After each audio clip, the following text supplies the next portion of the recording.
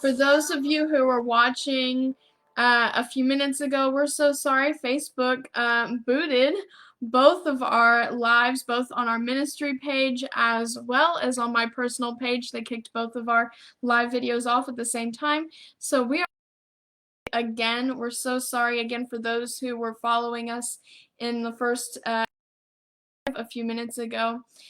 Again, welcome to a time of salvation.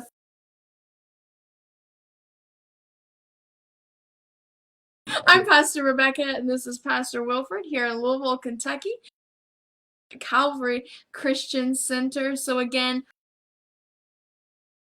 I during this time, and Pastor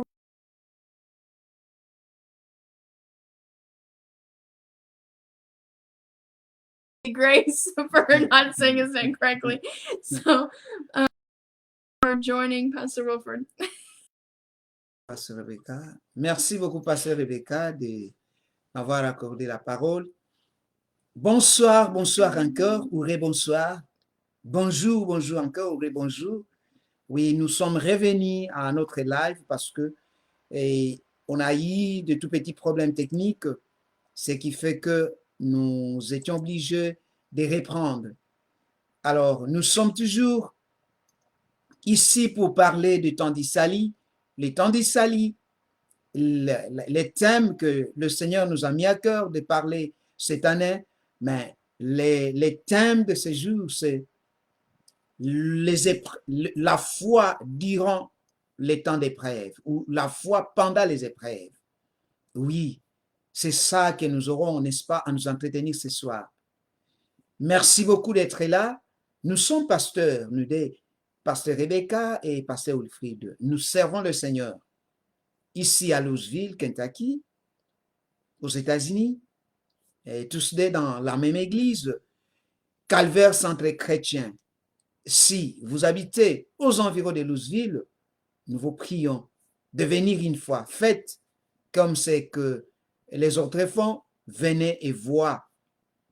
Viens et vois. Et peut-être que en venant et en voyant, vous pourrez rester.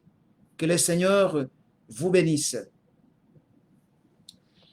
I'm going to have Pastor Wilfred pray for us before we dive into the scripture, and I'm really excited about what we're speaking about today because this is one of my favorite passages in the Bible, and I think what I said in the first time we tried to do this video is, I think I say that about a lot of scripture. Every time we get on, I say, oh, this is my favorite passage. So maybe it's just the whole Bible is my favorite.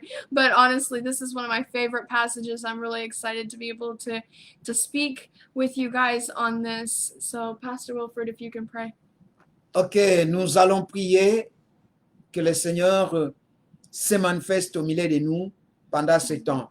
Notre Dieu, notre Père, nous te rendons grâce, nous te lèvons, nous te glorifions. Père, nous prions que le Saint-Esprit soit avec nous.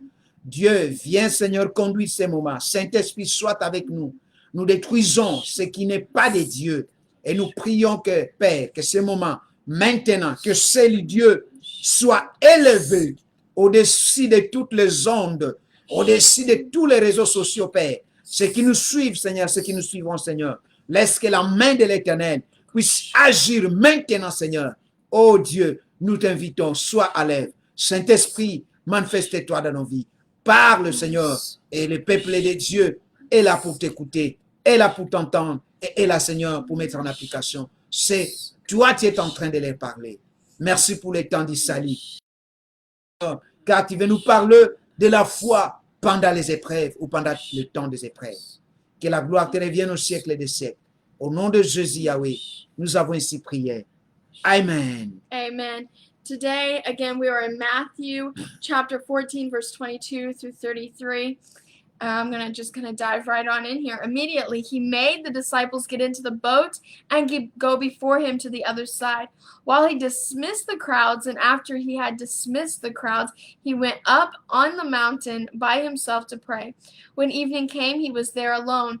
But the boat by this time was long away from the land, beaten by the waves, for the wind was against them. And in the fourth watch of the night he came to them walking on the sea. But when the disciples saw him walking on the sea, they were terrified and said, "It is a ghost," and they cried out in fear. But immediately Jesus spoke to them, saying, "Take heart, it is I, do not be afraid."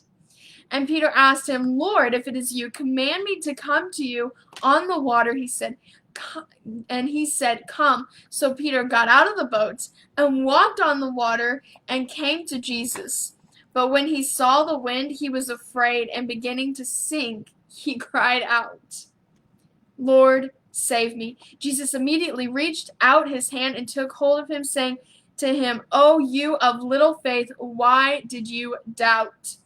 And when he got into the boat, the wind ceased, and those in the boat worshipped him, saying, "Truly, you are the Son of God." Pastor Wilford, if you can read in French, please. Thank you, Pastor Rebecca. Je vais lire en français. Aussitôt après, Matthieu chapitre 14, verset 22 à verset 33. Voilà ce que dit la parole de Dieu. Aussitôt après, il obligea les disciples à monter dans la barque et à passer avant lui de l'autre côté, pendant qu'il y renverrait la foule. Quand il y renverra la foule, il monta sur la montagne pour prier à l'écart. Et comme le soir était venu, il était là seul. La barque, déjà au milieu de la mer, était bâtie par le flot, car le vent était contraire. La quatrième veille de la nuit, Jésus alla vers eux, marchant sur la mer. Quand les disciples le virent marcher sur la mer, ils furent troublés et dirent, c'est un fantôme. Dans leur frayeur, ils poussèrent des cris. Jésus leur dit, aussitôt, rassurez-vous, c'est moi. N'ayez pas peur. Pierre lui répondit, Seigneur, si c'est toi, ordonne que j'aille vers toi sur les eaux. Il dit, viens. Pierre sortit de la barque et marcha sur les eaux pour aller vers Jésus. Mais voyant que le vent était fort, il eut peur. Et comme il commença à enfoncer, il s'écria, Seigneur, sauve-moi. Aussitôt, Jésus étendit la main, le saisit et lui dit, homme de peu de foi, pourquoi t'y douter? Et ils montèrent dans la barque et le vent cessa.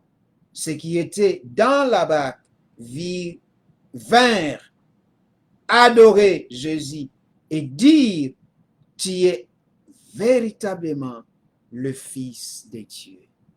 Amen. Amen. Thank you.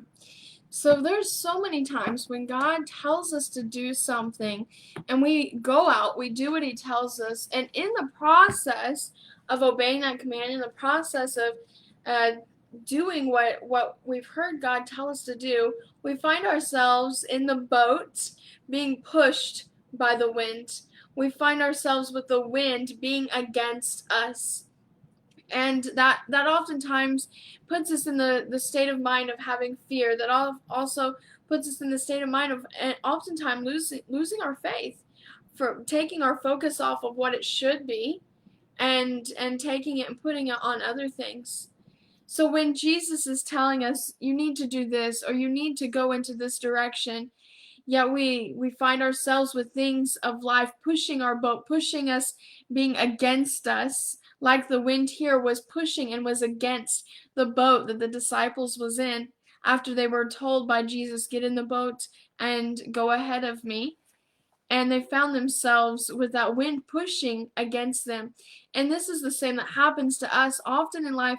We find the wind pushing against us. We have the wind against us when we're trying to obey what God has told us to do. And we always have to remember that when this happens, we have to remember to keep our faith in Christ. We have to remember not to allow fear to overtake us. Wilfred. Thank you, Pastor Rebecca. Bien-aimés dans le Seigneur, nous voulons vous dire, non pour vous faire peur, mais pour vous rappeler et nous rappeler en tant qu'enfants de Dieu qu'il existe le vent des épreuves, qu'il existe les tempêtes dans nos vies, Et les tempêtes sont de multiples formes. Il y a certaines tempêtes qu'on appelle ouragans. Il y a certaines tempêtes qu'on appelle cyclones. Il y a certaines tempêtes ici, telles qu'aux États-Unis, qu'on appelle tornado. Là, c'est en anglais. Il y a des tempêtes, beaucoup de tempêtes. Bien-aimés, dans la vie de ces serviteurs, dans la vie des disciples, dans la vie des apôtres, ils étaient avec Jésus. Mais Jésus, dans la description ou dans ces textes, Jésus les obligea de monter dans la barque et les précéder pour aller dans un autre lieu et renvoyer la foule. Et Jésus pourra les suivre après. À ma connaissance, je me suis posé beaucoup de questions. Mais pourquoi Jésus l'a fait? Mais cela est significatif dans notre vie. Lorsque nous sommes appelés à grimper ou à progresser ou à aller vers d'autres lieux, ou lorsque Dieu nous dit de quitter telle place, d'aller vers notre place, ou lorsque aussi nous quittons les étapes de la vie pour aller dans une autre étape de la vie, il y a beaucoup de choses qui se passent entre la première étape où nous étions et la deuxième étape que nous devons atteindre. Je prends un exemple typique et banal. Lorsque peut-être que vous avez terminé des études ou vous êtes étudiant, c'est une étape. Mais lorsque vous serez appelé à travailler, c'est-à-dire lorsque vous avez fini des études et commencé à travailler, c'est une autre étape. C'est comme aussi lorsqu'on est célibataire, c'est une autre étape. Et lorsqu'on veut se marier, on devient femme ou épouse ou époux de telle personne, c'est aussi une autre étape. Les étapes de la vie sont différentes et elles sont plurielles. Il en est ainsi dans ce que Jésus avait comme mission dans sa vie, c'est-à-dire aller de lieu en lieu pour prêcher la bonne nouvelle, aller de village en village pour prêcher la bonne nouvelle. Mais aussi ceux qui les suivaient devaient, n'est-ce pas, aussi vivre les événements mouvementés de la vie de Jésus parce qu'ils étaient avec eux. Et ici, Jésus veut, n'est-ce pas, enseigner quelque chose à ses disciples. Jésus voulait, n'est-ce pas, enseigner la foi pendant les épreuves. Que lorsque même vous ne voyez pas que Dieu est en train d'agir, même si vous ne le voyez pas, mais croyez au fond de vous que Dieu est en train d'agir. Bien-aimés, il y a beaucoup de moments d'épreuve dans notre vie. Et nous allons, n'est-ce pas, nous entretenir sur cet angle, les épreuves. Mais aussi, ce qui est important, la foi pendant les temps des épreuves. Soyez réellement là, soyez connectés, ne quittez pas, parce que Dieu est en train de parler à vous. Peut-être que vous traversez des moments difficiles ou compliqués. Merci. When we're in the middle of a storm, we have a tendency of losing faith or forgetting maybe that we need to be looking to that faith that we have. And we allow our faith to be completely pushed aside and we're taking overwhelmed by fear instead. You know, here in the middle of the wind pushing that boat, the disciples seen Jesus, and the first thing that came to them was fear. The first thing they cried out, "Look, it's a ghost." They didn't think, oh, maybe it could be Jesus. But the first thing that came in was fear. In the middle of things being distracting them from what Jesus told them to do, in the midst of all of this, instead of having faith, they allowed fear to overwhelm them. And oftentimes when we have pressure in life, when we have crazy things going on in our life, we too often allow ourselves to first allow fear to fill us before we allow faith to fill us, before we allow God to fill us with the strength that we need to get through that situation, or to give us a clear vision. Because these men, if they had clear vision, maybe they would have seen who was walking on the water. But because they were allowing faith to blind them. They didn't have clear vision to see that it was the man that they had been following day after day that was walking on the water towards them. And instead of seeing clearly who it was, they said, "Look, it's a ghost." And I know for me, if I seen someone walking out on the water, I think I'd be questioning what was actually on the water myself. But if I allowed fear to overwhelm me first before I got a good look at what was on the water, I feel like as the disciples. And too often we find ourselves in the same situation through our life circumstances. When we're out in the boat, we're trying to live the lives that God's given us, the lives that God has called us to, and we allow fear to take over, not just to take over us, to overwhelm us, but a lot of times to blind us, to kill your vision that we need to have to continue to take those steps that God has called us into, to continue to move on through the path and the instructions that God has given us. So we have to learn to grab a hold of that faith and make sure it is a strong faith, to make sure we have a strong foundation of faith to be able to stand on in these times when the storm begins to push us, when the wind begins to push against us. If we have that strong foundation, we're not going to have fear overwhelming us. We're not going to have fear blinding us and not allowing us to have that clear vision of what's truly going on around us. So what happens if we're in the middle of a storm and God is reaching in to take care of us, but because we're blinded, we don't see the hand of God in that situation? Or because we're blinded, we mistake it and we see God's hand moving, but we think it's something evil doing because it's not necessarily what we are wanting. Maybe we're in a hurry to get out of the storm and God's hand is in the midst of that storm, allowing things to happen, but He's working in that storm and He's working good in the storm. But sometimes we only have eyes for God to be taking us out of the storm and placing us in a place where there's not wind pushing against us. And that's not always what God does. Oftentimes God allows us to stay in that storm while His hand is in there working. So let's not forget to watch, no matter what situation we're in. Let's not forget to watch for God's hand in the work, in the middle of the storm, protecting us, watching us, and providing miracles and making things open, doors open, closing doors that shouldn't be opened, opening doors that should be opened. Let's make sure we have clear vision. And the only way to make sure we have clear vision is to stand on the strong and foundation of faith that we have and to be able to keep our eyes on Jesus. Bien-aimés dans le Seigneur, Dieu nous appelle à aller des étapes à étapes. Dieu nous a appelés à progresser. Dieu nous a appelés à aller de l'avant. Regardez notre visage. Notre visage est toujours fixé vers l'avant. Regardez nos pieds. Nos pieds regardent devant.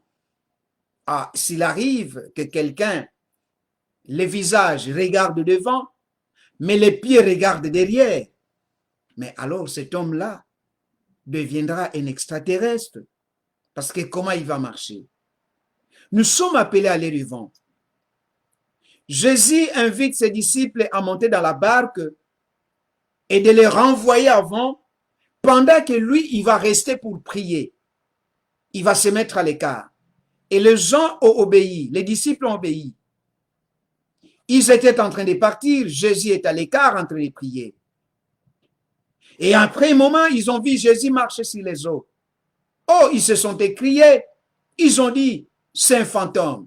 Parce que dans leur nature, dans leur vie, ils n'ont jamais vu un homme marcher sur les eaux. C'était quelque chose d'extraordinaire. Je voudrais rassurer un enfant de Dieu que lorsque Jésus est en train d'agir dans notre vie, lorsque nous sommes en train de traverser les étapes de la vie, et lorsque Dieu nous appelle à aller ailleurs, ou, n'est-ce pas, lorsque Dieu nous appelle de grimper les étapes, ou de grimper les échelons, ou de monter les échelons, ou de quitter telle étape pour aller à une autre étape, et quitter l'étape de célibataire pour aller à l'étape du marié, et quitter l'étape d'un étudiant pour aller à l'étape d'un travailleur, et quitter l'étape peut-être que vous êtes quelque part dans un autre lieu et aller vers aussi un autre lieu. Peut-être que vous êtes à l'attente d'un visa pour aller, je ne sais pas, en Europe ou en Amérique.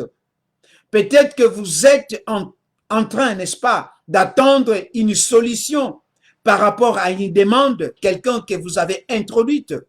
Ou pendant aussi, peut-être que vous êtes en train, n'est-ce pas, de planifier quelque chose dont vous voulez, n'est-ce pas, faire dans l'avenir. Vous êtes appelé d'une étape vers une autre étape. Les disciples étaient appelés d'une étape vers une autre étape. Et Jésus aussi faisait la même chose. Les disciples, comme je l'ai dit tantôt, qui devaient entrer dans cette vie mouvementée du Christ, parce que c'est lui qui les entraînait. Ils étaient ses disciples. Mais alors, le vent s'est levé. Il y avait 2 problèmes ou 3 problèmes. D'abord, ils voient Jésus marcher sur les eaux alors qu'ils n'ont jamais vu une personne marcher sur les eaux. Et c'était la nuit. Deuxième problème. Le premier problème, je l'ai dit, qu'il y avait quelqu'un qui marchait sur les eaux. C'est comme ça, ils ont même dit que c'est un fantôme. Le deuxième problème, c'était la nuit. Le troisième problème, il y avait le vent qui soufflait et qui la barque plutôt, parce que le vent était contraire. Bien aimé, c'était des problèmes multiples. C'est l'image, comme je l'ai anticipé à dire, que c'est l'image de notre vie. Notre vie à laquelle nous sommes appelés à suivre Jésus, c'est une vie d'épreuve, c'est une vie de tentation. Mais la tentation, ce qui est bon, ne vient pas de notre Seigneur. Ce qui est mal, la tentation vient du diable. Mais les épreuves viennent de notre Dieu. Et lorsque nous sommes dans les épreuves, la Bible dit, aucune épreuve, pour les tentations, aucune tentation ne vous est survenue qui n'ait été humaine. Car dans toute tentation, Dieu donnera un moyen pour s'en sortir. Et lorsque aussi les épreuves viennent, le Dieu qui est le Dieu qui nous a créés et le Dieu qui nous a appelés en Jésus, lorsque les épreuves viennent, il sait comment il va nous délivrer des épreuves. Bien-aimés dans le Seigneur, Jésus n'est pas un fantôme. Pour ceux qui vivent en Afrique, ils savent qu'un fantôme, c'est quelqu'un qui est mort, qu'on appelle un revenant. Jésus n'est pas un revenant, mais Jésus, il est Dieu, il est le Fils de Dieu, il est mort et ressuscité, il n'est pas toujours dans les tombeaux, c'est un Dieu vivant. C'est pourquoi, quand les disciples ont vu, quelle est la réaction de Jésus? Quand les disciples ont vu, ils ont dit, certainement, véritablement, il est le Fils de Dieu, et ils ont commencé à l'adorer. Bien-aimés, qu'est-ce qui s'est passé? Lorsque Jésus s'approchait, les disciples s'écriaient, oui, nous ne connaissons pas quel type de cris ils ont lancé, mais au moins pour Pierre, nous savons, nous connaissons, parce que la Bible le dit clairement, parce que lorsqu'ils ont vu Jésus, Pierre a dit, Seigneur, si c'est toi, alors permets que je vienne à toi. Parce que Jésus leur avait dit, rassurez-vous, c'est moi. Ce n'est pas un fantôme, mais c'est moi, Jésus. Il y a certains problèmes qui arrivent dans notre vie. Ne voyons pas seulement les diables à tout moment. Ne voyons pas seulement les sorciers à tout moment. Ne voyons pas seulement, oui, les malins à tout moment. Il y a certaines situations qui arrivent. C'est à cause de notre chair, à cause du manque de foi, que parfois, oui, nous tombons dans la tentation nous-mêmes parce que nous confondons les choses. Ils ont confondu Jésus en un fantôme, alors que Jésus n'est pas un fantôme. Jésus dit à Pierre, viens. Et Pierre a commencé à marcher sur les eaux. Pendant qu'il marchait, il regardait vers Jésus. Rien de mal n'est arrivé. Rien d'inquiétant n'est arrivé. Mais lorsqu'il a regardé, parce que le vent s'abattait, oui, le vent qui était contraire, quand il a vu le vent, et finalement, il a regardé le vent. Oh, il a commencé à s'enfoncer. C'est là qu'il dira, Jésus, sauve-moi. Et Jésus l'a dit, plutôt Jésus l'a tendu la main, et n'est-ce pas, il l'a pris, et ils sont remontés dans la barque. Et finalement, la barque a accosté à la rive dont il désirait partir.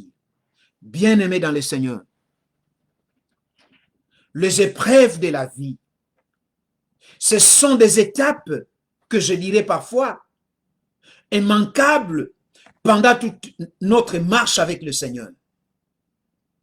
Les étapes de la vie, les épreuves qui arrivent dans telle ou telle étape. Mais nous avons besoin de garder notre foi, le regard fixé vers Jésus. J'ai beaucoup aimé lorsque Pasteur Rebecca était en train de parler. Il a dit que les passages que nous avons lus, que nous sommes en train de lire, c'est les passages favoris, les favoris passages ou les passages les plus aimés pour elle dans la Bible. Et chaque fois qu'elle lit ces passages ou qu'elle lit cette parole, pour elle, ça remonte sa foi, ça remonte une certaine compréhension et une certaine foi dans sa vie. Les épreuves sont certaines, mais aussi le secours de notre Dieu est certain. La Bible dit, il est le secours qui ne manque jamais dans la détresse. Je ne sais pas quel moment vous êtes en train de traverser dans votre vie. Je ne connais pas les détresses de votre vie. Oui, j'ai pris beaucoup de temps à parler. Je vais passer la parole à Pasteur Rebecca. Je ne connais pas les épreuves que vous traversez. Il y a des problèmes dans votre vie. Vous êtes ici aux États-Unis, vous êtes en Europe, vous êtes en Afrique, au Congo en particulier, ma patrie. Vous êtes dans tel ou tel lieu, vous êtes en Asie, en Australie. Semble-t-il que l'Australie est devenue notre continent? Oui, parce qu'à l'époque, on n'avait que 5 continents. Mais maintenant, la science est en train d'évoluer. Semblerait qu'il y a maintenant 7 continents. Le nord de l'Amérique est considéré aussi comme un autre continent. L'Amérique est notre continent. Et l'Australie deviendrait, semble-t-il, un autre continent.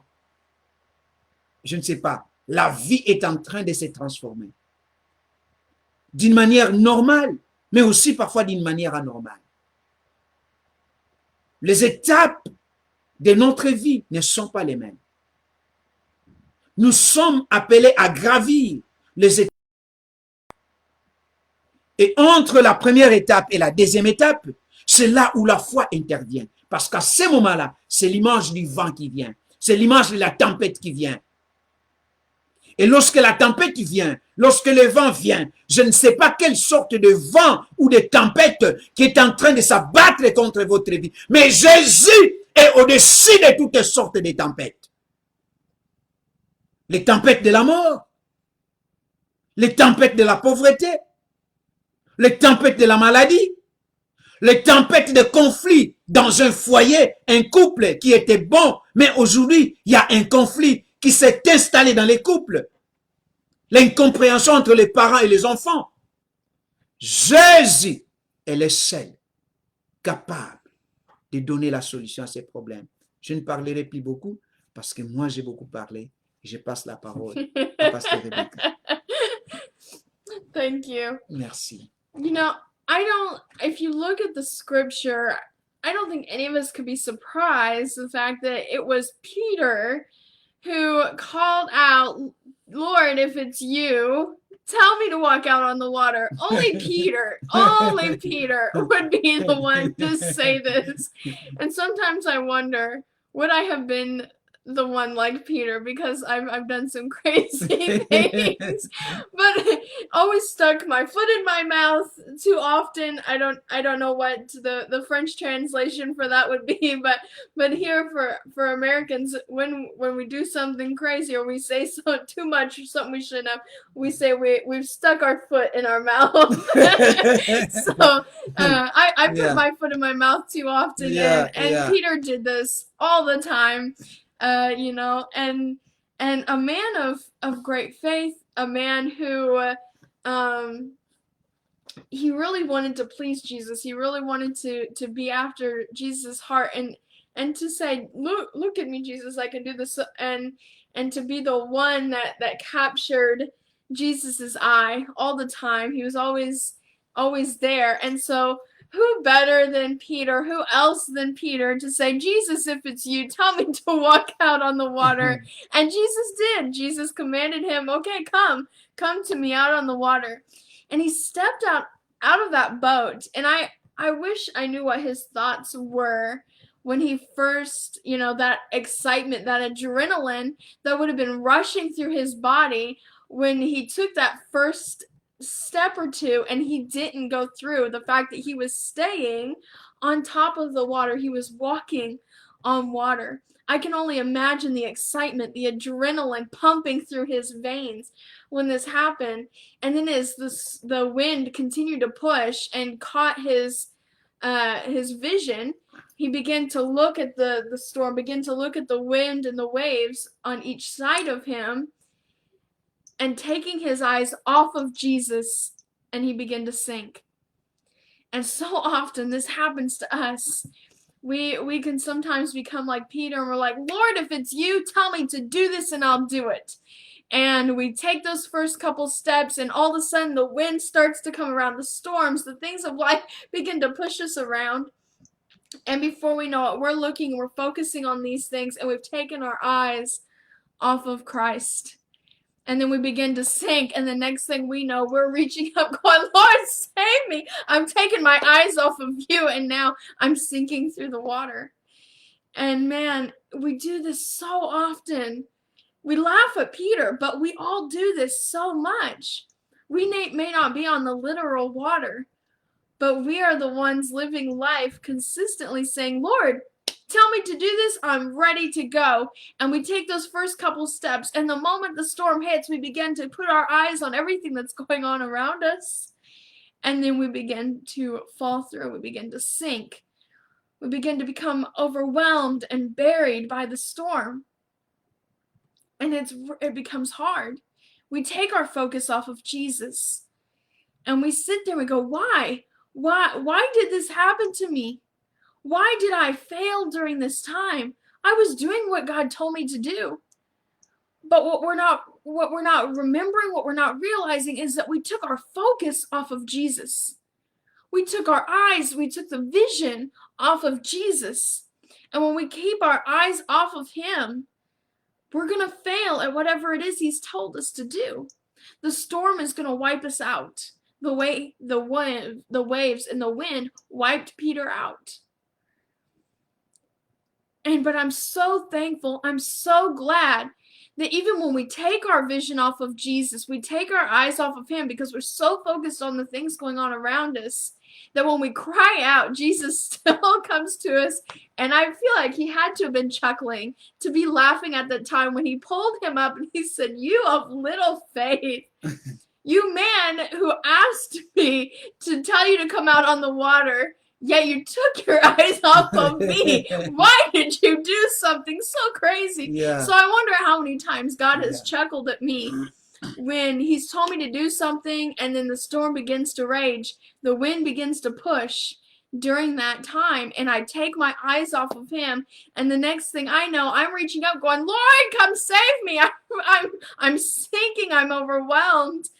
How many times is he kind of giving a little chuckle as he reaches down and go, oh, why, you of little faith? Why have you got yourself in this mess again? I don't know if I want to know how many times God has had to chuckle at these times when I've made this mistake myself. And I know I can't be the only one making this mistake, forgetting to keep my eyes completely focused and allowing things to become distractions, allowing the storm and the waves to distract my eyes from where they're supposed to be.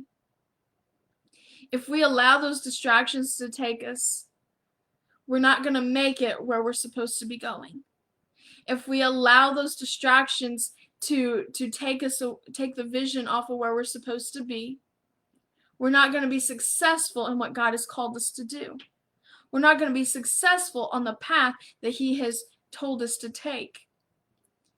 But thank goodness we have Jesus, who is our salvation, and takes us when we take little faith, we lose our faith, and we allow those distractions to take our eyes off of him, and when we cry out, Lord, I need your salvation, I need you to Yes, come save me, yes, yes. and he comes and he takes us Amen. and he takes us back and Amen. puts us in the safety of his Amen. boat. Amen. Amen. Yes. We have such a mighty God.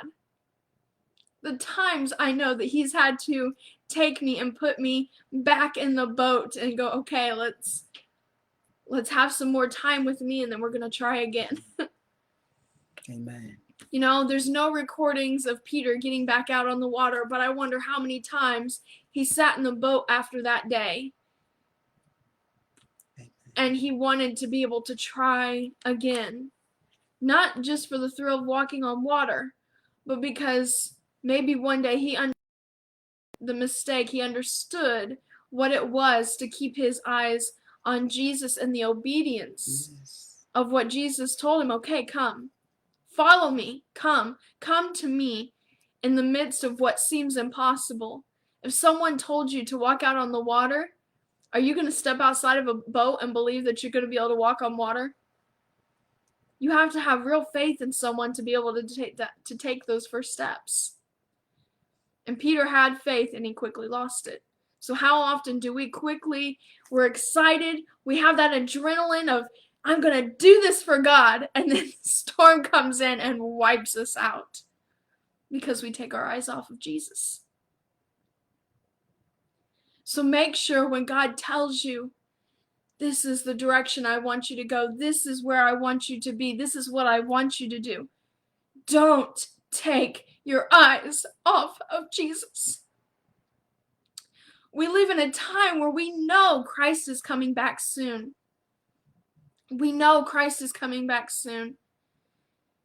And this is the time when we have to keep our eyes focused. For everyone, whether you feel called into ministry or you are called simply to disciple those around you, because we're all called to disciple. We have to make sure that we're keeping our eyes focused on him.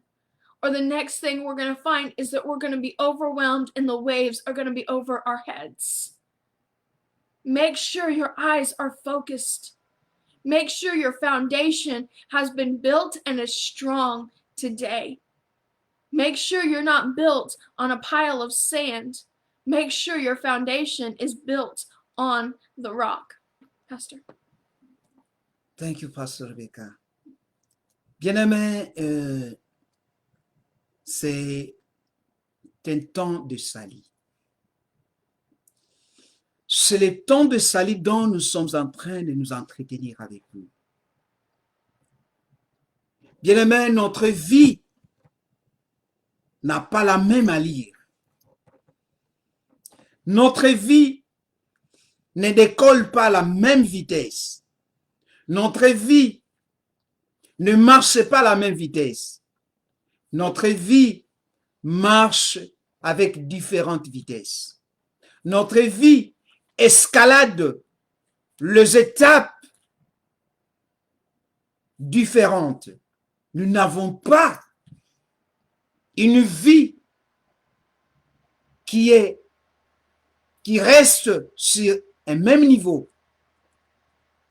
Mais notre vie est appelée à progresser. Notre vie est appelée à se développer. Notre vie est appelée à devenir telle personne, tel homme, telle femme.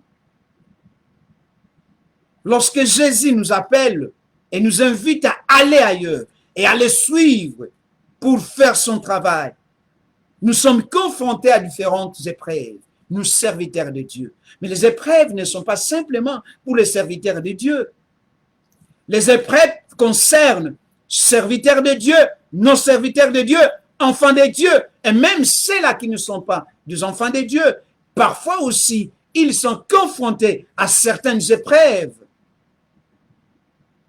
Et nous, les enfants de Dieu, nous savons qu'il y a des épreuves, il y a des tentations. Mais pour les tentations, comme je l'ai dit, gloire à Dieu, parce que Dieu ne peut jamais nous tenter. Lorsque nous sommes tentés, soit c'est par nous-mêmes, comme la Bible a dit, ou c'est peut-être les diables qui nous tentent. Et là, je les déclare haut et fort, Nous sommes plus que vainqueurs par celui qui nous a aimés. Lorsque nous sommes tentés, Dieu ne nous laissera pas entre les mains de notre ennemi. Mais lorsque les épreuves viennent, c'est là que nous sommes appelés à garder la foi. C'est là où nous sommes appelés à inviter et à réinviter Jésus, à prendre soin de nous. C'est comme Pierre, quand il a commencé à s'enfoncer, il a demandé à Jésus de lui sauver et Jésus l'a sauvé. Il a remonté dans la barque. Et ayant, n'est-ce pas, remonté dans la barque, ils ont traversé de l'autre côté de la rive.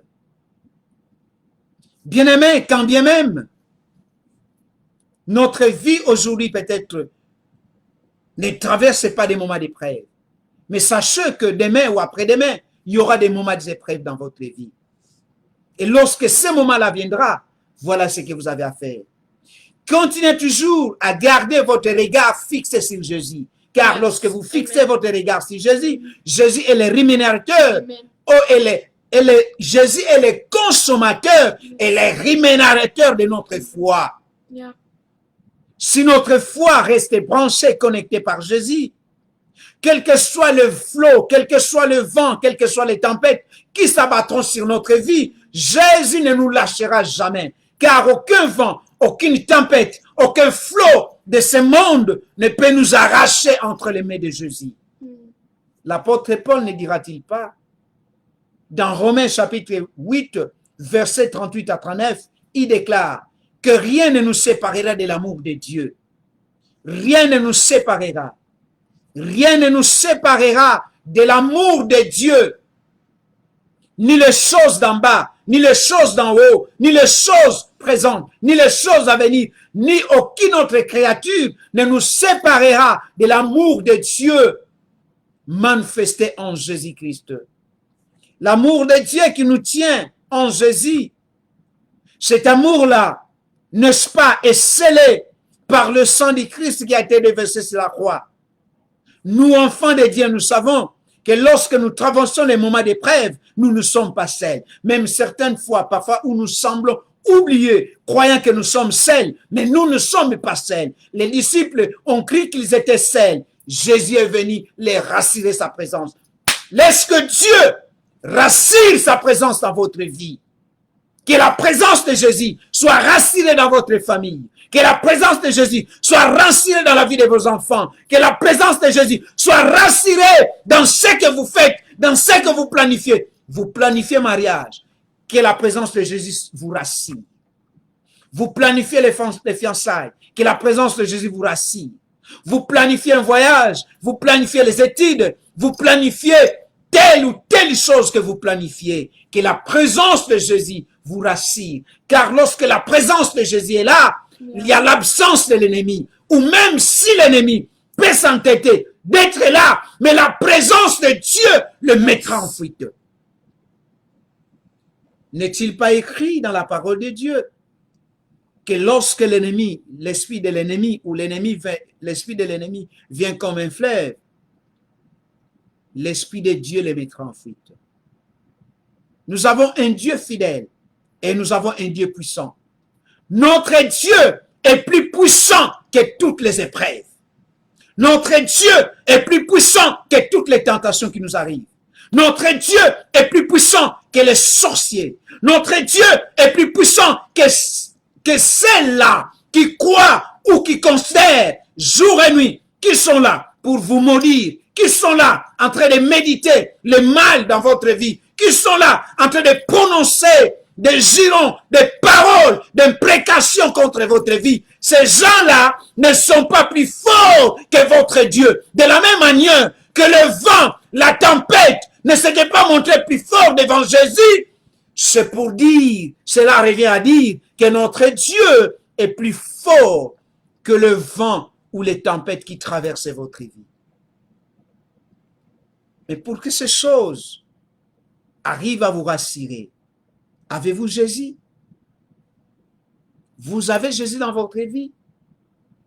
Jésus ne vous abandonnera pas. Si vous n'avez pas encore Jésus, Pasteur Rebecca va vous inviter en anglais, et nous aussi nous le ferons en français, va vous inviter dans votre vie si vous n'avez pas encore Jésus, car Jésus est là. Et Jésus ne vous abandonne jamais.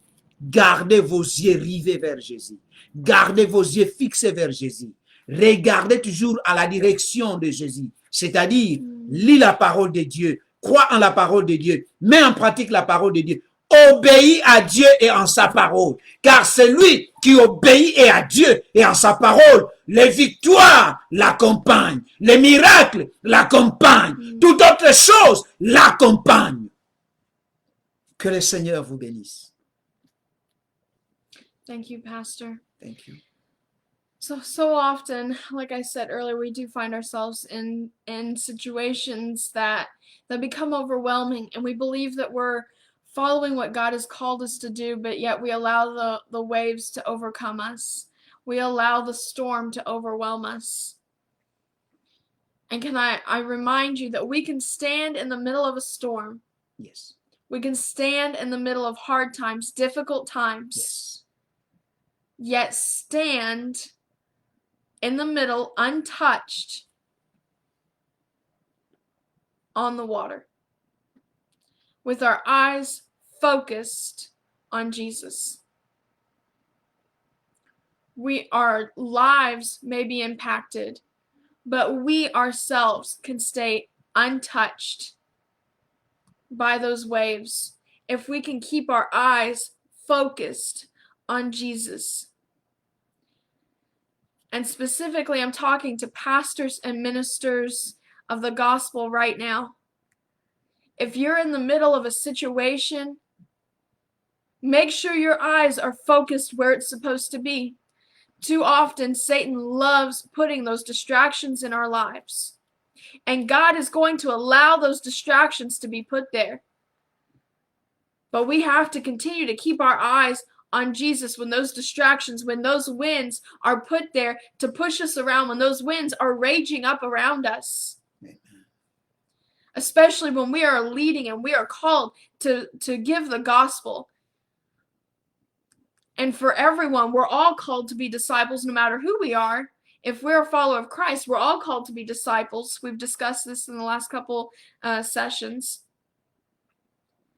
So we are all called to keep our eyes focused on Jesus, because when we become distracted and we begin to fall, not only do we allow ourselves to be distracted, but what happens when when a sheep looks in one direction, all the sheep look in the same direction? What happens when a dog begins to look at the squirrel? All the dogs in the area look at the same squirrel. Guys, you have to keep your eyes focused on Jesus. If your eyes are on Jesus, everyone else around you is going to be looking to see what you're looking at. Or on the storm, as your eyes are on the winds that's pushing and raging around you, people's focus is going to be taken off of Jesus, and they're going to be looking at these things instead. Pay attention to what your eyes are being put on. Pay attention to even what you're watching, what you're reading, what you're listening to. If you're watching things that are not of God, if you're watching television, if you're looking at things on Facebook, if you're looking and listening to things that are distracting you from God, they're distracting you, they're distracting your family. Keep your eyes focused on Jesus. Keep your eyes, your mind, and your heart focused on Jesus. Not just for you, but for those around you. Like I said, you look somewhere else, you look at the waves that are raging around you, and other people are going to look in the same direction. They're going to want to see what's catching your attention. Keep your eyes on Jesus, and they're going to be looking at what you're looking at. They're going to want to see what has got a hold of your attention so hard. It takes something special to grasp your attention that hard. People are going to want to see why your attention is so transfixed, why your attention is so fixed on Jesus. Especially when you're in the middle of a storm and most people are failing, most people are overcome by the waves. Yet you're standing in the middle of the storm with peace, and you're walking towards Jesus with your eyes focused on him. Bien-aimé, j'ai beaucoup aimé quelque chose, Pasteur Rebecca dit. Ne laissez pas vos yeux continuer à regarder les épreuves. Ne laissez pas vos yeux continuer à regarder les tentations, à regarder les situations difficiles, compliquées qui nous entourent. Lorsque vous êtes au milieu des épreuves, quel type d'épreuve? Vous êtes entré dans un mariage, vous n'avez pas encore d'enfant, vous ne faites que les avortements. Et certains avortements sont spontanés, ça arrive comme ça, et certains avortements, même on les provoque parce que votre utérus n'arrive pas à supporter, n'est-ce pas, à garder l'enfant. Quel type d'épreuve que vous traversez dans votre vie?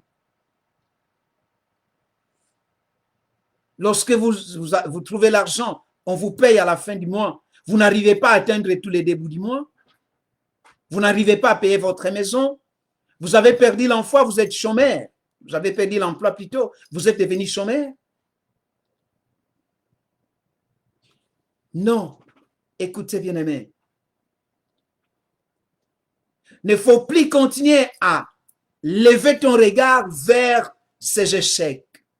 Ne faut plus continuer à lever ton regard vers ces tentations. Ne faut plus continuer à lever ton regard vers les problèmes. Ne faut plus continuer à lever ton regard vers les situations difficiles, compliquées qui te font pleurer. Lève ton regard à Christ même en pleurant. Oh, gloire à Dieu. Oui, il y a un jour dans ma vie où j'ai levé mon regard vers Christ, bien que j'étais en train de pleurer. Mais ce Christ-là ne m'a pas abandonné. Yes. Moi, je l'ai toujours dit, je ne suis pas comme certaines personnes qui, avec beaucoup de largesse, arrivent à mentir dans leurs prédications. Il m'est arrivé des fois de pleurer, mais mon regard, je fixe vers Jésus, en train de pleurer. C'est Dieu-là qui écoute mes larmes et qui écoute ma prière. Ce Dieu-là ne fermera pas son cœur. Ce Dieu-là ne s'attardera pas. Un jour, s'il ne le fait pas aujourd'hui, il le fera demain. Après 7 jours, il peut le faire. Après 7 semaines, il peut le faire. Après 7 mois, il peut le faire. Après 7 ans, il peut le faire. Parce que le chiffre 7, c'est le chiffre sacré. Je suis en train de déclarer dans la vie d'un enfant de Dieu qui traverse des situations difficiles ou compliquées. Oui, tu es en train de pleurer, mais dans la prière, tu fais le bien. Laisse que maintenant, le Dieu d'Israël, le Dieu de Jésus-Christ, te voie.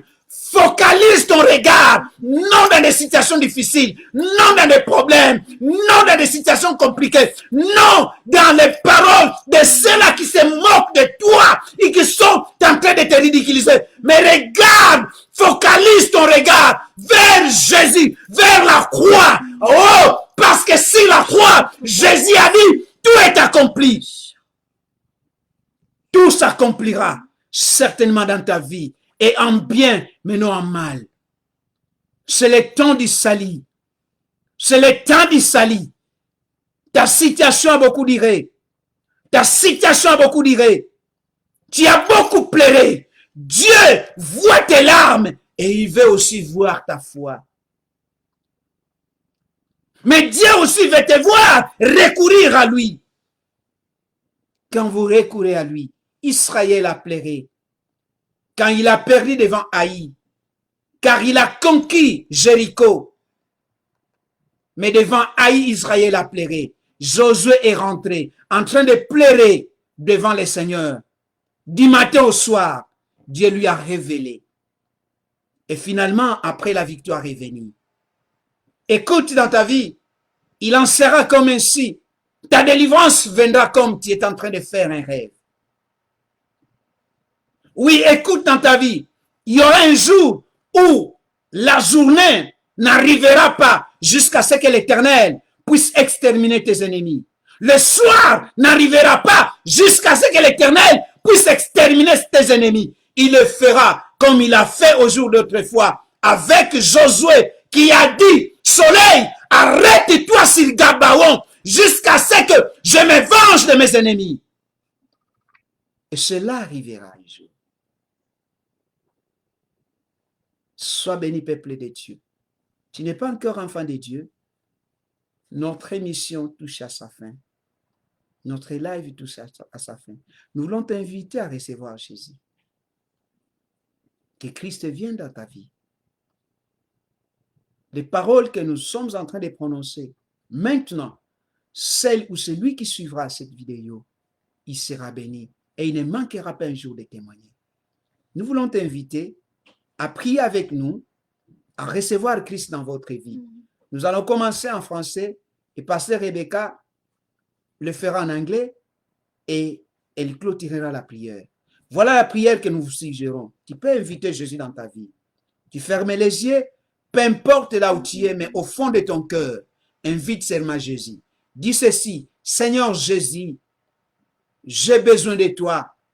Merci d'être mort sur la croix pour mes péchés. J'ouvre la porte de ma vie. Je t'accepte comme Seigneur et Sauveur dans ma vie. Merci pour le pardon de mes péchés. Merci pour la vie éternelle que tu me donnes. Si tu as fait cette prière et tu crois que Jésus est dans ta vie, laisse que maintenant les victoires soient ton partage et que ces épreuves, ces tentations que tu as endurées, qu'aujourd'hui, que cela soit la date limite de ces épreuves. Que le Dieu Tout-Puissant te voie. Merci d'avoir invité Jésus dans ta vie. Que le Saint-Esprit marche avec toi et qu'il te montrera comment tu dois marcher et comment tu vas servir le Seigneur. Particulièrement aussi pour les hommes de Dieu. Si vous avez des situations difficiles et compliquées, regarde, lève ton regard vers Jésus. Jésus ne déçoit jamais. Au nom de Jésus-Christ. Heavenly Father, we come to you. Lord, we come to you with open hearts, and some of us would come to us. Lord, I pray that no matter what situation we're dealing with, no matter what situation or ordeal or storm we're walking through, Lord, I pray that you're there with us. Lord, I pray that your presence is there so much that we can feel you, we can hear you, we can see you. Lord, I pray that you continually call us out of the boat. But as we walk out of that boat, Lord, give us faith. Lord, give us faith to give us vision to keep our eyes focused on you. Every time we walk out of that boat, every time you call us out into something new, every time you call us to take those steps of faith, Lord, give us the strength and the wisdom and the eyes to keep focused on you. Lord, don't let us to become distracted by the waves raging around us, by the problems in our lives raging around us. Don't allow these things to become distractions for us. But Lord, if we do fail, if we do allow these things to become distractions, if we're in a situation now where we have taken our eyes off of you, Lord, I pray that you reach your hand down and you lift us right up and you walk us right back to the boat. Amen. Lord, forgive us for taking our eyes off of you. Lord, forgive us for having such little faith. But Lord, we thank you. We give you praise and we give you glory for reaching down in the times where we lose our faith. Lord, for the times when we've taken our eyes off of you and we've failed and we've allowed things to overcome, to push us over, to sink us.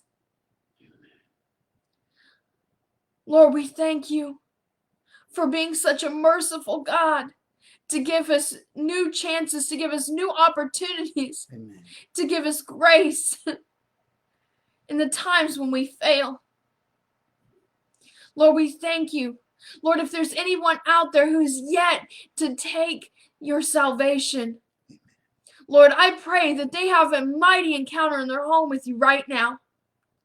Lord, that they take this opportunity to ask you to be their Lord and their Savior. And Lord, I pray that you put the people necessary in their lives to disciple them. Amen.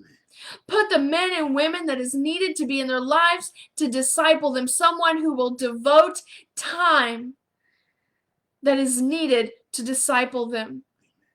Lord, we thank you and we give you praise and we give you glory and we give you honor. In Jesus' name, amen. Amen.